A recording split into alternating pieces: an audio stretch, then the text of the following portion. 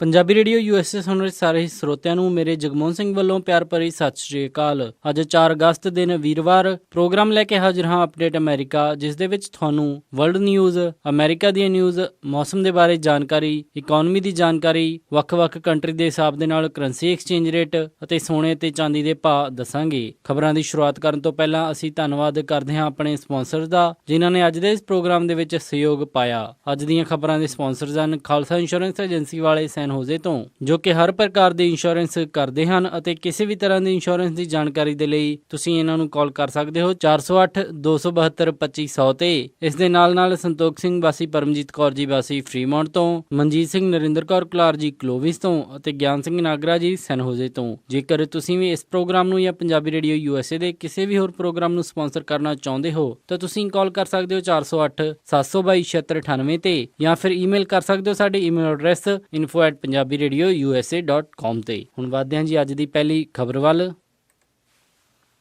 Donald Trump ਲਗਾਤਾਰ Obama ਸਰਕਾਰ ਨੂੰ ਇਰਾਨ ਨਿਊਕਲੀਅਰ ਡੀਲ ਉੱਤੇ ਘੇਰਨ ਦੀ ਕੋਸ਼ਿਸ਼ ਕਰ ਰਹੇ ਹਨ। ਅੱਜ ਉਹਨਾਂ ਨੇ ਫਿਰ ਆਪਣੇ ਭਾਸ਼ਣ ਦੇ ਵਿੱਚ ਇਹ ਦੁਹਰਾਇਆ ਕਿ ਉਹਨਾਂ ਨੇ ਉਹ ਵੀਡੀਓ ਫੁਟੇਜ ਦੇਖੀ ਹੈ ਜੋ ਕਿ ਇਰਾਨ ਦੀ ਸਰਕਾਰ ਵੱਲੋਂ ਬਣਾਈ ਗਈ ਸੀ ਅਤੇ ਜਿਸ ਦੇ ਵਿੱਚ ਦਿਸਦਾ ਹੈ ਕਿ ਯੂਨਾਈਟਿਡ ਸਟੇਟਸ ਨੇ ਇਰਾਨ ਨੂੰ $400 ਮਿਲੀਅਨ ਕੈਸ਼ ਜਨਵਰੀ ਦੇ ਵਿੱਚ ਦਿੱਤਾ ਸੀ। ਹਾਲਾਂਕਿ ਟਰੰਪ ਦੇ ਕੈਂਪੇਨ ਦੇ ਬੁਲਾਰੇ ਨੇ ਇਹ ਵਾਸ਼ਿੰਗਟਨ ਪੋਸਟ ਨੂੰ ਦਿੱਤੀ ਇੱਕ ਇੰਟਰਵਿਊ ਦੇ ਵਿੱਚ ਦੱਸਿਆ ਕਿ ਡੋਨਲਡ ਟਰੰਪ ਨੇ ਉਹ ਵੀਡੀਓ ਦੇਖੀ ਹੈ ਜਿਸ ਦੇ ਵਿੱਚ 3 ਅਮਰੀਕਨ ਕੈਦੀਆਂ ਨੂੰ ਸਵਿਟਜ਼ਰਲੈਂਡ ਦੇ ਵਿੱਚ ਲਿਜਾਇਆ ਗਿਆ ਹੈ, ਜੋ ਕਿ ਇਰਾਨ ਦੇ ਵੱਲੋਂ ਰਿਹਾ ਕੀਤੇ ਗਏ ਸਨ। ਹਾਲਾਂਕਿ ਟਰੰਪ ਨੇ ਆਪਣੇ ਭਾਸ਼ਣ ਦੇ ਵਿੱਚ ਇਹ ਵੀਡੀਓ ਫੁਟੇਜ ਦੇਖਣ ਦੀ ਗੱਲ ਵਾਰ-ਵਾਰ ਦੁਹਰਾਈ ਤੇ ਡੋਨਲਡ ਟਰੰਪ ਨੇ ਕਿਹਾ ਕਿ ਦੇਖੋ ਕਿਵੇਂ ਇੱਕ ਜਹਾਜ਼ ਆਇਆ ਜਿਸ ਦੇ ਵਿੱਚ $400 ਮਿਲੀਅਨ ਕੈਸ਼ ਲੱਦ ਕੇ ਇਰਾਨ ਨੂੰ ਦੇ ਦਿੱਤਾ ਗਿਆ ਅਤੇ ਡੋਨਲਡ ਟਰੰਪ ਨੇ ਕਿਹਾ ਕਿ ਉਹਨਾਂ ਨੇ ਇਹ ਪੂਰੀ ਘਟਨਾ ਦੀ ਵੀਡੀਓ ਇਸ ਲਈ ਬਣਾਈ ਕਿਉਂਕਿ ਉਹ ਯੂਨਾਈਟਿਡ ਸਟੇਟਸ ਨੂੰ ਸ਼ਰਮਿੰਦਾ ਕਰਨਾ ਚਾਹੁੰਦੇ ਸਨ। ਉਹਨਾਂ ਨੇ ਕਿਹਾ ਕਿ ਇਰਾਨ ਨੇ ਇਹ ਵੀਡੀਓ ਬਣਾ ਕੇ ਨਾ ਸਿਰਫ ਯੂਨਾਈਟਿਡ ਸਟੇਟਸ ਨੂੰ ਬਲਕਿ ਸਾਡੇ ਰਾਸ਼ਟਰਪਤੀ ਅਤੇ ਯੂਨਾਈਟਿਡ ਸਟੇਟਸ ਦੇ ਲੋਕਾਂ ਨੂੰ ਸ਼ਰਮਿੰਦਾ ਕੀਤਾ ਹੈ। Secretary of state John Kerry ਨੇ ਇਸ ਪ੍ਰਕਾਰ ਦੀ ਕਿਸੇ ਵੀ ਵੀਡੀਓ ਹੋਣ ਤੋਂ ਇਨਕਾਰ ਕੀਤਾ। Secretary of state John Kerry ਆਪਣੇ ਅਰਜਨਟੀਨਾ ਦੇ ਦੌਰੇ ਦੇ ਲਈ ਰਵਾਨਾ ਹੋ ਰਹੇ ਸਨ। ਇਰਾਨ ਦੇ ਨਾਲ ਹੋਈ ਇਸ ਡੀਲ ਦੇ ਵਿੱਚ ਮੌਜੂਦ ਸੁਰੱਖਿਆ ਅਧਿਕਾਰੀਆਂ ਨੇ ਵੀ ਇਹ ਕਿਹਾ ਹੈ ਕਿ ਪਤਾ ਨਹੀਂ ਡੋਨਲਡ ਟਰੰਪ ਨੇ ਇਹ ਵੀਡੀਓ ਕਿਵੇਂ ਦੇਖੀ ਅਤੇ ਕਿੱਥੇ ਦੇਖੀ, ਕਿਉਂਕਿ ਇਹੋ ਜਿਹੀ ਕੋਈ ਵੀ ਵੀਡੀਓ ਉਹਨਾਂ ਨੇ ਹਜੇ ਤੱਕ ਨਹੀਂ ਦੇਖੀ ਹੈ ਅਤੇ ਨਾ ਹੀ ਰਾਸ਼ਟਰਪਤੀ ਉਮੀਦਵਾਰਾਂ ਦੀ ਅਜਿਹੀ ਕੋਈ ਬਰੀਫਿੰਗ ਵੀ ਨਹੀਂ ਹੋਈ ਜਿਸ ਦੇ ਵਿੱਚ ਡੋਨਲਡ ਟਰੰਪ ਨੇ ਕੋਈ ਵੀਡੀਓ ਦੇਖ ਲਈ ਹੋਵੇ। ਆਪਣੇ ਦਿੱਤੇ ਅੱਜ ਇਸ ਭਾਸ਼ਣ ਦੇ ਵਿੱਚ ਡੋਨਲਡ ਟਰੰਪ ਨੇ ਹਿਲਰੀ ਕਲਿੰਟਨ ਦੇ ਉੱਤੇ ਵੀ ਹਮਲਾ ਬੋਲਦੇ ਹੋਏ ਕਿਹਾ ਕਿ ਹਿਲਰੀ ਕਲਿੰਟਨ ਦੇ ਉੱਤੇ ਵਿਸ਼ਵਾਸ ਨਹੀਂ ਕੀਤਾ ਜਾ ਸਕਦਾ। ਜਦੋਂ ਡੋਨਲਡ ਟਰੰਪ ਹਿਲਰੀ ਕਲਿੰਟਨ ਦੇ ਖਿਲਾਫ ਬੋਲ ਰਹੇ ਸਨ ਤਾਂ ਉੱਥੇ ਮੌਜੂਦ ਲੋਕ ਹਿਲਰੀ ਕਲਿੰਟਨ ਨੂੰ ਗ੍ਰਿਫਤਾਰ ਕਰਨ ਦੀ ਗੱਲ ਕਰ ਰਹੇ ਸਨ।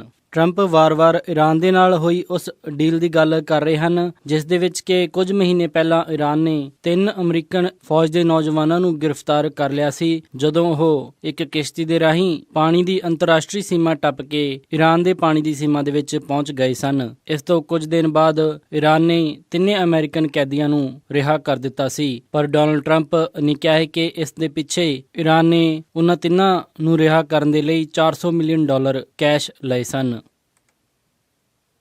ਰਾਸ਼ਟਰਪਤੀ ਬਰਾਕ ਓਬਾਮਾ ਨੇ ਅੱਜ ਇੱਕ ਵਾਰ ਫਿਰ ਇਰਾਨ ਦੇ ਨਾਲ ਹੋਈ ਉਸ ਕਿਸੇ ਵੀ ਡੀਲ ਜਿਸ ਦੇ ਵਿੱਚ ਕਿ ਇਰਾਨ ਨੂੰ $400 ਮਿਲੀਅਨ ਕੈਸ਼ ਦਿੱਤਾ ਗਿਆ ਹੋਵੇ ਇਸ ਤੋਂ ਇਨਕਾਰ ਕੀਤਾ ਅਤੇ ਇਸ ਦੇ ਲਈ ਉੱਠ ਰਹੇ ਸਾਰੇ ਵਿਵਾਦ ਨੂੰ ਬੇਬੁਨਿਆਦ ਦੱਸਿਆ। ਇਰਾਨ ਨੇ ਫੜੇ ਗਏ ਅਮਰੀਕਾ ਫੌਜ ਦੇ ਨੌਜਵਾਨਾਂ ਨੂੰ ਛੱਡਣ ਦੇ ਲਈ ਅਮਰੀਕਾ ਦੇ ਨਾਲ ਇੱਕ ਸਮਝੌਤਾ ਜ਼ਰੂਰ ਕੀਤਾ ਸੀ ਜਿਸ ਦੇ ਵਿੱਚ ਯੂਨਾਈਟਿਡ ਸਟੇਟਸ ਨੇ ਇਰਾਨ ਦੇ ਫੜੇ ਗਏ ਉਹਨਾਂ 14 ਨਾਗਰਿਕਾਂ ਨੂੰ ਛੱਡਣ ਦੇ ਲਈ ਮੰਨ ਗਏ ਸਨ ਜਿਨ੍ਹਾਂ ਦੇ ਉੱਤੇ ਇਰਾਨ ਦੇ ਉੱਤੇ ਲੱਗੇ ਪ੍ਰਤੀਬੰਧ ਦੇ ਨਿਯਮਾਂ ਨੂੰ ਤੋੜਨ ਦਾ ਇਲਜ਼ਾਮ ਲੱਗਿਆ ਸੀ। ਰਾਸ਼ਟਰਪਤੀ ਬਰਾਕ ਓਬਾਮਾ ਨੇ ਕਿਹਾ ਕਿ ਜਿਸ $400 ਮਿਲੀਅਨ ਕੈਸ਼ ਦੀ ਗੱਲ ਹੋ ਰਹੀ ਹੈ ਉਹ ਪਹਿਲਾਂ ਹੀ ਅਨਾਉਂਸ ਕਰ ਦਿੱਤੇ ਗਏ ਸਨ ਅਤੇ ਉਹ ਰਕਮ ਇਰਾਨ ਦੇ ਨਾਲ ਹੋਈ ਨਿਊਕਲੀਅਰ ਡੀਲ ਦਾ ਇੱਕ ਹਿੱਸਾ ਸੀ। ਇਸ ਦੇ ਵਿੱਚ ਸਨ 1981 ਤੋਂ ਫਰੀਜ਼ ਹੋਏ ਇਰਾਨ ਦੇ $400 ਮਿਲੀਅਨ ਅਤੇ ਇਹਨਾਂ ਦੇ ਉੱਤੇ ਬਣਦਾ $1.3 ਬਿਲੀਅਨ ਦਾ ਵਿਆਜ ਜੋ ਕਿ ਇਰਾਨ ਦਾ ਹੀ ਬਣਦਾ ਸੀ ਉਸ ਨੂੰ ਵਾਪਸ ਕੀਤੇ ਗਏ ਸਨ। ਉਹਨਾਂ ਨੇ ਕਿਹਾ ਕਿ ਯੂਨਾਈਟਿਡ ਸਟੇਟਸ ਨੇ ਕਿਸੇ ਵੀ ਤਰ੍ਹਾਂ ਤਰ੍ਹਾਂ ਦੇ ਅਗਵਾ ਕੀਤੇ ਨੌਜਵਾਨਾਂ ਨੂੰ ਛੁਡਾਉਣ ਦੇ ਲਈ ਪੈਸਾ ਨਹੀਂ ਦਿੱਤਾ। ਰਾਸ਼ਟਰਪਤੀ ਬਰਾਕ ਓਬਾਮਾ ਨੇ ਈਰਾਨ ਦੇ ਨਾਲ ਹੋਈ ਇਸ ਨਿਊਕਲੀਅਰ ਡੀਲ ਦੀ ਵੀ ਕਾਫੀ ਸਰਾਹਨਾ ਕੀਤੀ। ਹਾਲਾਂਕਿ ਕਾਂਗਰਸ ਮੈਂਬਰ ਇਸ ਦੀ ਲਗਾਤਾਰ ਨਿੰਦਾ ਕਰਦੇ ਆ ਰਹੇ ਹਨ।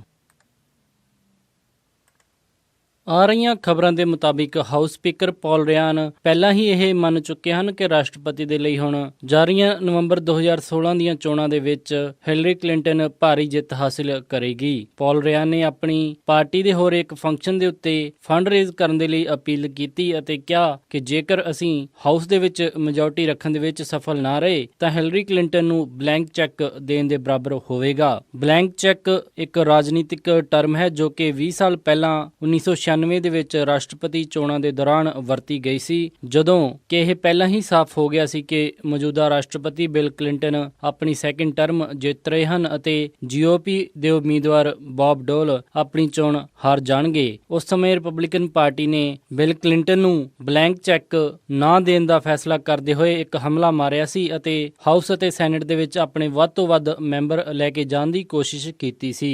ਹਾਲਾਂਕਿ ਉਸ ਟਾਈਮ GOP ਦੇ ਉਮੀਦਵਾਰ ਬੌਬ ਆਪਣੇ ਹੀ ਪਾਰਟੀ ਦਾ ਹੌਸਲਾ ਹਾਰ ਜਾਣ ਕਰਕੇ ਕਾਫੀ ਨਿਰਾਸ਼ ਹੋਏ ਸਨ। ਉਹਨਾਂ ਦੇ ਉਦੋਂ ਟੌਪ ਸਟ੍ਰੈਟੇਜਿਸਟ ਰਹੇ ਪੌਲ ਮੈਨਾਫੋਰਟ ਹੁਣ ਡੋਨਾਲਡ ਟਰੰਪ ਦੇ ਕੈਂਪੇਨ ਮੈਨੇਜਰ ਹਨ।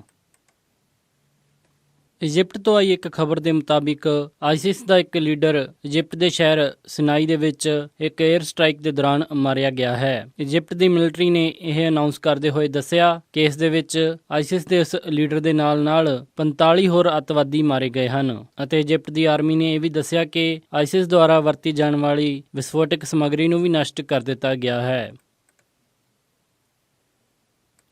ਡੋਨਾਲਡ ਟਰੰਪ ਇੱਕ ਹੋਰ ਵਿਵਾਦ ਦੇ ਵਿੱਚ ਘਿਰਦੇ ਨਜ਼ਰ ਆ ਰਹੇ ਹਨ। ਡੋਨਾਲਡ ਟਰੰਪ ਦੀ ਪਤਨੀ ਮਲਾਈਨਾ ਟਰੰਪ, ਜਿਸ ਦੇ ਨਾਲ ਕਿ ਡੋਨਾਲਡ ਟਰੰਪ ਨੇ 2005 ਦੇ ਵਿੱਚ ਵਿਆਹ ਕਰਵਾਇਆ ਸੀ। ਆ ਰਹੀਆਂ ਖਬਰਾਂ ਦੇ ਮੁਤਾਬਿਕ ਮਲਾਈਨਾ ਟਰੰਪ ਉਸ ਵੇਲੇ US ਦੇ ਵਿੱਚ ਇਲੀਗਲ ਤੌਰ ਦੇ ਉੱਤੇ ਰਹਿ ਰਹੀ ਸੀ। ਡੋਨਾਲਡ ਟਰੰਪ ਜੋ ਕਿ ਲਗਾਤਾਰ ਇਲੀਗਲ ਇਮੀਗ੍ਰੈਂਟਸ ਦੇ ਖਿਲਾਫ ਬੋਲ ਰਹੇ ਹਨ, ਹੁਣ ਉਹਨਾਂ ਦੇ ਉੱਤੇ ਇਹ ਇਲਜ਼ਾਮ ਲੱਗ ਰਿਹਾ ਹੈ ਕਿ ਉਹਨਾਂ ਨੇ ਖੁਦ ਇੱਕ ਇਲੀਗਲ ਇਮੀਗ੍ਰੈਂਟ ਦੇ ਨਾਲ ਵਿਆਹ ਕਰਵਾਇਆ। ਦੱਸਿਆ ਜਾ ਰਿਹਾ ਹੈ ਕਿ ਮਲਾਈਨਾ ਟਰੰਪ ਟੂਰਿਸਟ ਵੀਜ਼ੇ ਦੇ ਉੱਤੇ ਅਮਰੀਕਾ ਦੇ ਵਿੱਚ ਆਈ ਸੀ ਅਤੇ ਫਿਰ ਇੱਥੇ ਇਲੀਗਲ ਤੌਰ ਦੇ ਉੱਤੇ ਉਹ ਬਿਨਾਂ ਵਰਕ ਪਰਮਿਟ ਤੋਂ ਐਜ਼ ਏ ਮਾਡਲ ਕੰਮ ਕਰਦੀ ਰਹੀ। ਡੋਨਾਲਡ ਟਰੰਪ ਜੋ ਕਿ ਲਗਾਤਾਰ H1 ਅਤੇ ਇਲੀਗਲ ਇਮੀਗ੍ਰੈਂਟਸ ਦਾ ਵਿਰੋਧ ਕਰ ਰਹੇ ਹਨ, ਹੁਣ ਉਹ ਖੁਦ ਇਸ ਦੇ ਵਿੱਚ ਘਿਰਦੇ ਨਜ਼ਰ ਆ ਰਹੇ ਹਨ। ਹਾਲਾਂਕਿ ਮਲਾਈਨਾ ਟਰੰਪ ਨੇ ਇਸ ਪ੍ਰਕਾਰ ਦੀਆਂ ਕਿਸੇ ਵੀ ਖਬਰਾਂ ਤੋਂ ਇਨਕਾਰ ਕੀਤਾ ਹੈ ਅਤੇ ਉਸਨੇ ਕਿਹਾ ਕਿ ਉਹ 2006 ਦੇ ਵਿੱਚ ਅਮਰੀਕਾ ਦੀ ਸਿਟੀਜ਼ਨ ਬਣ ਗਈ ਸੀ ਅਤੇ ਉਸ ਤੋਂ ਪਹਿਲਾਂ ਉਸਦੇ ਕੋਲ ਪਰਮਾਨੈਂਟ ਰੈਜ਼ੀਡੈਂਟ ਕਾਰਡ ਆ ਚੁੱਕਿਆ ਸੀ। ਪਰ ਜਿਸ ਸਮੇਂ ਮਲਾਈਨਾ ਟਰੰਪ ਨੇ ਐਜ਼ ਏ ਮਾਡਲ ਨਿਊਯਾਰਕ ਦੇ ਵਿੱਚ ਕੰਮ ਕੀਤਾ, ਉਸ ਸਮੇਂ ਦਾ ਕੋਈ ਵੀ ਵਰਕ ਪਰਮਿਟ ਦਾ ਪ੍ਰੂਫ ਹਜੇ ਤੱਕ ਕਿਸੇ ਨੇ ਵੀ ਸ਼ੋਅ ਨਹੀਂ ਕੀਤਾ ਹੈ।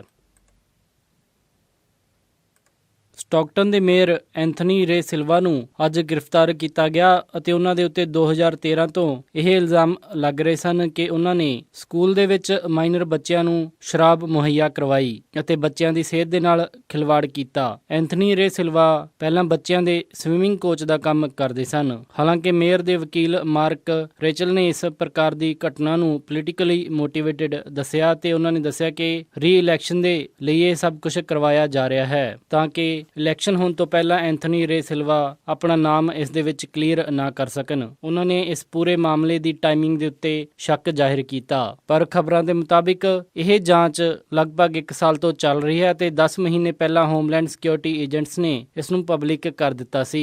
ਫੋਰੈਂਸਿਕ ਵਿਭਾਗ ਨੇ ਵੀ 23 ਫੋਟੋਜ਼ ਅਤੇ 4 ਵੀਡੀਓ ਕਲਿੱਪਸ ਜ਼ਾਹਿਰ ਕੀਤੀਆਂ ਸਨ, ਜਿਸ ਦੇ ਵਿੱਚ ਸਟਾਕਟਨ ਸਿਲਵਰ ਲੇਕ ਕੈਂਪ ਦੇ ਵਿੱਚ ਸਿਲਵਾ ਇੱਕ ਕੈਂਪ ਦੇ ਦੌਰਾਨ ਕੰਮ ਕਰ ਰਹੇ ਸਨ। FBI ਨੇ ਆਪਣੀ ਜਾਂਚ ਇਸ ਮਾਮਲੇ ਦੇ ਵਿੱਚ 2016 ਦੇ ਵਿੱਚ ਵਧਾਈ ਅਤੇ ਹੁਣ ਉਹਨਾਂ ਨੇ ਮੇਅਰ ਨੂੰ ਚਾਰਜ ਕਰਕੇ ਗ੍ਰਿਫਤਾਰ ਕਰ ਲਿਆ। ਇਹ ਸਨ ਅੱਜ ਦੀਆਂ ਕੁਝ ਖਾਸ ਖਬਰਾਂ। ਹੁਣ ਵੱਧਦੇ ਹਾਂ ਜੀ ਮੌਸਮ ਦੀ ਜਾਣਕਾਰੀ ਦੇ ਵੱਲ। ਸ਼ੁੱਕਰਵਾਰ ਨੂੰ ਸੈਨ ਹੋਜ਼ੇ ਦੇ ਵਿੱਚ ਹਾਈ ਟੈਂਪਰੇਚਰ ਰਹੇਗਾ 78 ਡਿਗਰੀ ਅਤੇ ਲੋ ਟੈਂਪਰੇਚਰ 56 ਡਿਗਰੀ। ਸੈਨ ਫਰਾਂਸਿਸਕੋ ਦੇ ਵਿੱਚ 62 ਡਿਗਰੀ ਹਾਈ ਅਤੇ ਰਾਤ ਨੂੰ 54 ਡਿਗਰੀ ਲੋ। ਸੈਕਰਾਮੈਂਟੋ ਦੇ ਵਿੱਚ 88 ਡਿਗਰੀ ਹਾਈ ਅਤੇ ਰਾਤ ਨੂੰ 56 ਡਿਗਰੀ ਲੋ। ਯੂਬਾ ਸਿਟੀ ਦੇ ਵਿੱਚ 90 ਡਿਗਰੀ ਹਾਈ ਅਤੇ ਰਾਤ ਨੂੰ 56 ਡਿਗਰੀ ਲੋ। ਸਟਾਕਟਨ ਦੇ ਵਿੱਚ 99 ਡਿਗਰੀ ਹਾਈ ਅਤੇ ਰਾਤ ਨੂੰ 56 ਡਿਗਰੀ ਲੋ। ਟ੍ਰੇਸੀ ਦੇ ਵਿੱਚ 90 ਡਿਗਰੀ ਹਾਈ ਅਤੇ ਰਾਤ ਨੂੰ 57 ਡਿਗਰੀ ਲੋ। ਮੋਡੈਸਟੋ ਦੇ ਵਿੱਚ 92 ਡਿਗਰੀ ਹਾਈ ਅਤੇ ਰਾਤ ਨੂੰ 59 ਡਿਗਰੀ ਲੋ। ਫ੍ਰੈਜ਼ਨੋ ਦੇ ਵਿੱਚ 96 99 ਡਿਗਰੀ ਹਾਈ ਅਤੇ ਰਾਤ ਨੂੰ 62 ਡਿਗਰੀ ਲੋ। ਬੇਕਰਫੀਲਡ ਦੇ ਵਿੱਚ 98 ਡਿਗਰੀ ਹਾਈ ਅਤੇ ਰਾਤ ਨੂੰ 68 ਡਿਗਰੀ ਲੋ। ਲਾਸ ਐਂਜਲਸ ਦੇ ਵਿੱਚ 82 ਡਿਗਰੀ ਹਾਈ ਅਤੇ ਰਾਤ ਨੂੰ 64 ਡਿਗਰੀ ਲੋ। ਟਰਕੀ ਦੇ ਵਿੱਚ 79 ਡਿਗਰੀ ਹਾਈ ਅਤੇ ਰਾਤ ਨੂੰ 36 ਡਿਗਰੀ ਲੋ। ਸਾਊਥ ਲੇਕ ਟਾਹੋ ਦੇ ਵਿੱਚ 79 ਡਿਗਰੀ ਹਾਈ ਅਤੇ ਰਾਤ ਨੂੰ 37 ਡਿਗਰੀ ਲੋ। ਪੋਰਟਲੈਂਡ ਓਰੇਗਨ ਦੇ ਵਿੱਚ 82 ਡਿਗਰੀ ਹਾਈ ਅਤੇ ਰਾਤ ਨੂੰ 54 ਡਿਗਰੀ ਲੋ। ਸਿਐਟਲ ਦੇ ਵਿੱਚ 70 ਡਿਗਰੀ ਹਾਈ ਅਤੇ ਰਾਤ ਨੂੰ 56 ਡਿਗਰੀ ਲੋ। ਫਲੈਗਸਟੈਫ ਐਰੀਜ਼ੋਨਾ ਦੇ ਵਿੱਚ 73 ਡਿਗਰੀ ਹਾਈ ਅਤੇ ਰਾਤ ਨੂੰ 52 ਡਿਗਰੀ ਲੋ। ਸਾਲਟ ਲੇਕ ਸਿਟੀ ਯੂਟਾ ਦੇ ਵਿੱਚ 91 ਡਿਗਰੀ ਹਾਈ ਅਤੇ ਰਾਤ ਨੂੰ 70 ਡਿਗਰੀ ਲੋ। ਸ਼ਿਕਾਗੋ ਦੇ ਵਿੱਚ 83 ਡਿਗਰੀ ਹਾਈ ਅਤੇ ਰਾਤ ਨੂੰ 67 ਡਿਗਰੀ ਲੋ। ਨਿਊਯਾਰਕ ਦੇ ਵਿੱਚ 83 ਡਿਗਰੀ ਹਾਈ ਅਤੇ ਰਾਤ ਨੂੰ 74 ਡਿਗਰੀ ਲੋ। ਕੈਨੇਡਾ ਟੋਰਾਂਟੋ ਦੇ ਵਿੱਚ 32 ਡਿਗਰੀ ਸੈਲਸੀਅਸ ਹਾਈ ਅਤੇ ਰਾਤ ਨੂੰ 18 ਡਿਗਰੀ ਸੈਲਸੀਅਸ ਲੋ। ਵਿਨੀਪੈਗ ਦੇ ਵਿੱਚ 22 ਡਿਗਰੀ ਸੈਲਸੀਅਸ ਹਾਈ ਅਤੇ ਰਾਤ ਨੂੰ 11 ਡਿਗਰੀ ਸੈਲਸੀਅਸ ਲੋ। ਕੈਲਗਰੀ ਦੇ ਵਿੱਚ 25 ਡਿਗਰੀ ਸੈਲਸੀਅਸ ਹਾਈ ਅਤੇ ਰਾਤ ਨੂੰ 11 ਡਿਗਰੀ ਸੈਲਸੀਅਸ ਲੋ। ਵੈਨਕੂਵਰ ਦੇ ਵਿੱਚ 22 ਡਿਗਰੀ ਸੈਲਸੀਅਸ ਹਾਈ ਅਤੇ ਰਾਤ ਨੂੰ 13 ਡਿਗਰੀ ਸੈਲਸੀਅਸ ਲੋ। ਪੰਜਾਬ ਅੰਮ੍ਰਿਤਸਰ ਦੇ ਵਿੱਚ 37 ਡਿਗਰੀ ਸੈਲਸੀਅਸ ਹਾਈ ਅਤੇ ਰਾਤ ਨੂੰ 27 ਡਿਗਰੀ ਸੈਲਸੀਅਸ ਲੋ। ਮੈਲਬਰਨ ਆਸਟ੍ਰੇਲੀਆ ਦੇ ਵਿੱਚ 15 ਡਿਗਰੀ ਸੈਲਸੀਅਸ ਹਾਈ ਅਤੇ ਰਾਤ ਨੂੰ 5 ਡਿਗਰੀ ਸੈਲਸੀਅਸ ਲੋ। ਲੰਡਨ ਦੇ ਵਿੱਚ 23 ਡਿਗਰੀ ਸੈਲਸੀਅਸ ਹਾਈ ਅਤੇ ਰਾਤ ਨੂੰ 12 ਡਿਗਰੀ ਸੈਲਸੀਅਸ ਲੋ। ਬਰਲਿਨ ਦੇ ਵਿੱਚ 20 ਡਿਗਰੀ ਸੈਲਸੀਅਸ ਹਾਈ ਅਤੇ ਰਾਤ ਨੂੰ 13 ਡਿਗਰੀ ਸੈਲਸੀਅਸ ਲੋ। ਅਤੇ ਫਰਾਂਸ ਪੈਰਿਸ ਦੇ ਵਿੱਚ 22 ਡਿਗਰੀ ਸੈਲਸੀਅਸ ਹਾਈ ਅਤੇ ਰਾਤ ਨੂੰ 12 ਡਿਗਰੀ ਸੈਲਸੀਅਸ ਲੋ ਰਹੇਗਾ ਜੀ। ਇਸੀ ਜੀ ਮੌਸਮ ਦੀ ਜਾਣਕਾਰੀ। ਹੁਣ ਵੱਧਦੇ ਹਾਂ ਜੀ ਸਟਾਕ ਮਾਰਕੀਟ ਦੀ ਇਨਫੋਰਮੇਸ਼ਨ ਦੇ ਵੱਲ। ਵੀਰਵਾਰ ਨੂੰ ਕਲੋਜ਼ਿੰਗ ਦੇ ਸਮੇਂ ਡਾਓ ਜੋਨਸ 2 ਅੰਕਾਂ ਦੀ ਗਿਰਾਵਟ ਦੇ ਨਾਲ 18,352.05 ਤੇ ਬੰਦ ਹੋਇਆ। ਨੈਸਡੈਕ 6 ਅੰਕ ਵੱਧ ਕੇ 5166.25 ਤੇ ਬੰਦ ਹੋਇਆ।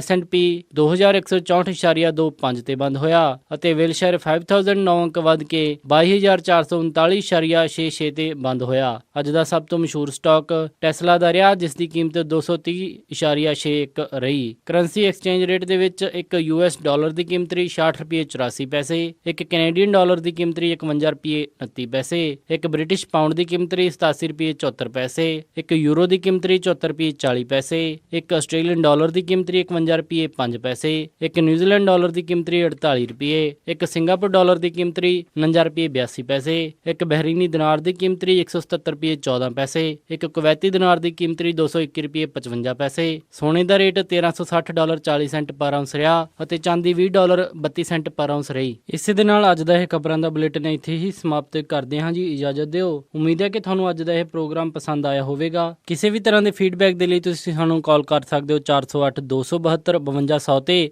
ਜਾਂ ਫਿਰ ਈਮੇਲ ਕਰ ਸਕਦੇ ਹੋ ਸਾਡੇ ਈਮੇਲ ਐਡਰੈਸ info@punjabiradiousa.com ਤੇ। ਇੱਕ ਵਾਰੀ ਫਿਰ ਸਾਰੇ ਸਪਾਂਸਰ ਦਾ ਬਹੁਤ ਧੰਨਵਾਦ। ਮਿਲਦੇ ਹਾਂ ਜੀ ਅਪਡੇਟ ਅਮਰੀਕਾ ਦੇ ਅਗਲੇ ਅੰਕ ਵਿੱਚ। ਤਦ ਤੱਕ ਲਈ ਸਾਰਿਆਂ ਨੂੰ ਪਿਆਰ ਅਤੇ ਸਤਿਕਾਰ ਭਰੀ ਸਤਿ ਸ਼੍ਰੀ ਅਕਾਲ। ਸੁਣਦੇ ਰਹੋ ਜੀ ਪੰਜਾਬੀ ਰੇਡੀਓ USA।